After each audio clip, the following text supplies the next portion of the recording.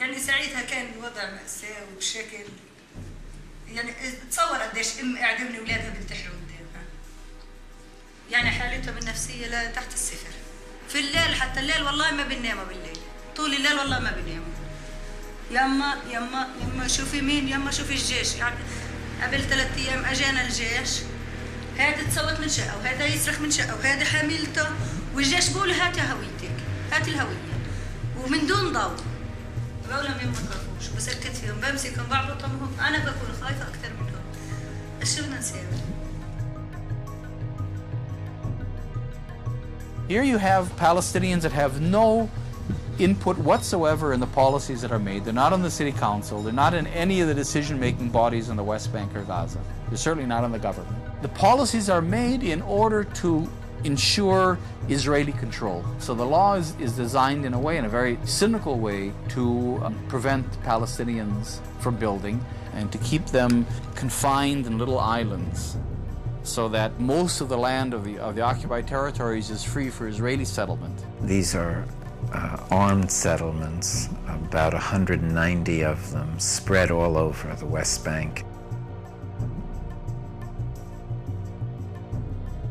Settlements are strategically built colonies of Israel that are connected by a network of roads which separate each Palestinian community from the next and confine their ability to expand. They are often constructed around the best farmland and water resources. They are surrounded by barbed wire.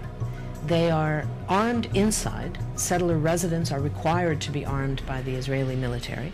And they are defended from the outside by the Israeli military itself. The purpose of these settlements today, number one, is to continue the Israeli control and domination of the occupied territories. And the bottom line in all of this is to make Palestinians leave the country. It's a very hard term, I know, but in a sense it's a kind of ethnic cleansing.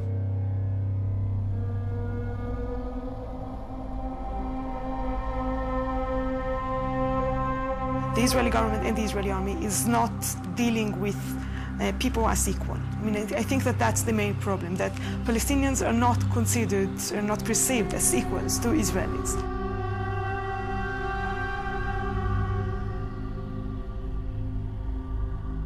There is no specific discrimination against Palestinian Christians as opposed to Palestinian Muslims. It's a shared suffering.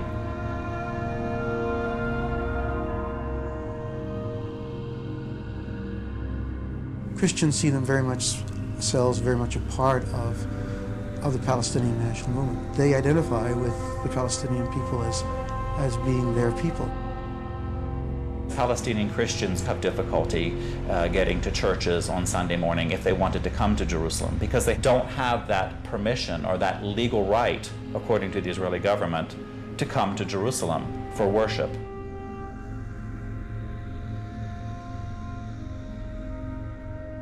This I picked up in a home of a wonderful Christian family in Beit Jala.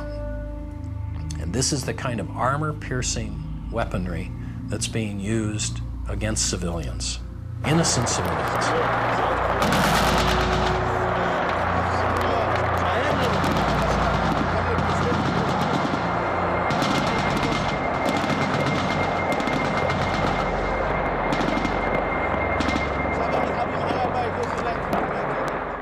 It's not easy to tell everything, you know. It's easy to say some words, but you can't tell how they feel. As everybody, I want my children to be happy, to live their right life as children. We just think about one thing. Where can I put my children while they are shooting?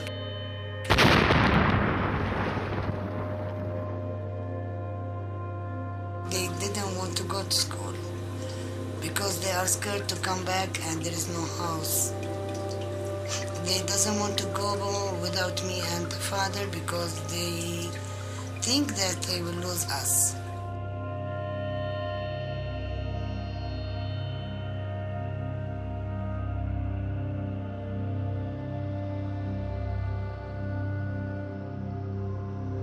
What about these children?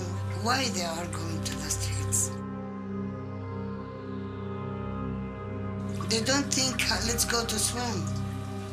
Because I'm sure they have no right to swim now. Why? Because we are Palestinian. Thanks God. I don't imagine that there is a woman in all of the world can send her child or her man just go to die. Do you think we are working all of this life to give them something and to let them die in a minute? Can you?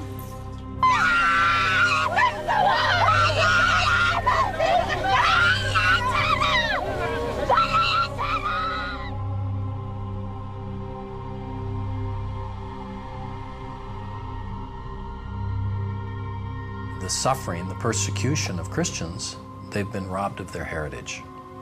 They've been robbed of their ancestral lands. They've been robbed of their culture.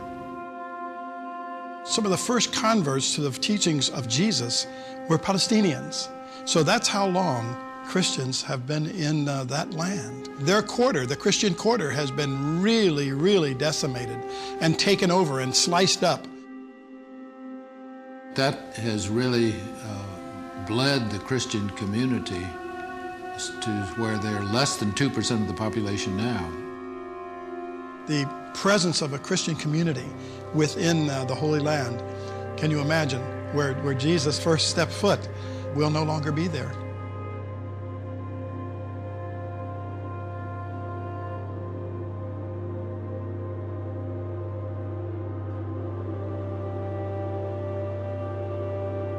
I know both from the moral sense and from the practical sense that the only way to stop the violence is to treat the root cause from which the violence has started.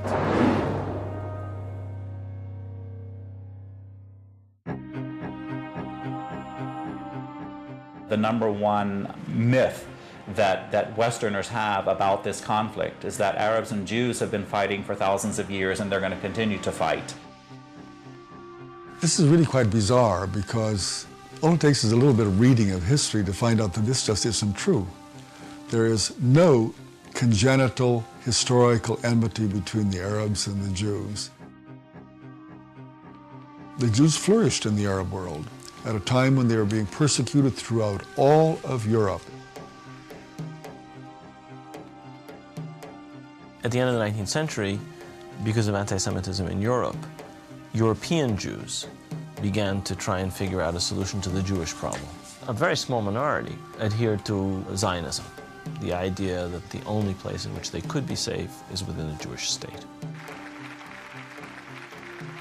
Zionist Jews actually had a design on the land of Palestine, the idea of creating a homeland for Jews in the land of Palestine. And this is really the beginning of the conflict. The mainstream Israeli Jewish society believed, because that's the way they had been educated, that Palestine was empty, had been empty when the Jewish settlers came there. Who paid the price when they settled there? Is it really true that Israel was a land without a people for a people without a land? Palestine was not empty. It was a land populated by Arabs who had a high level of culture, high level of education. With farms and markets and towns and villages and roads and commerce and lots of interaction with the rest of the world. The population was overwhelmingly Arab.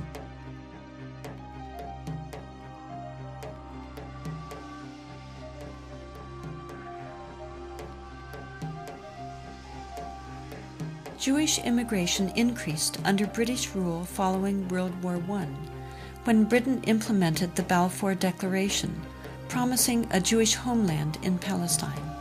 This measure conflicted with Britain's previous promise of self-rule for Arab inhabitants throughout the region. Britain was basically extremely supportive of the Zionist movement. It helped to establish all of the structures of a state. At the same time, the Arabs of Palestine were denied the right of self-determination.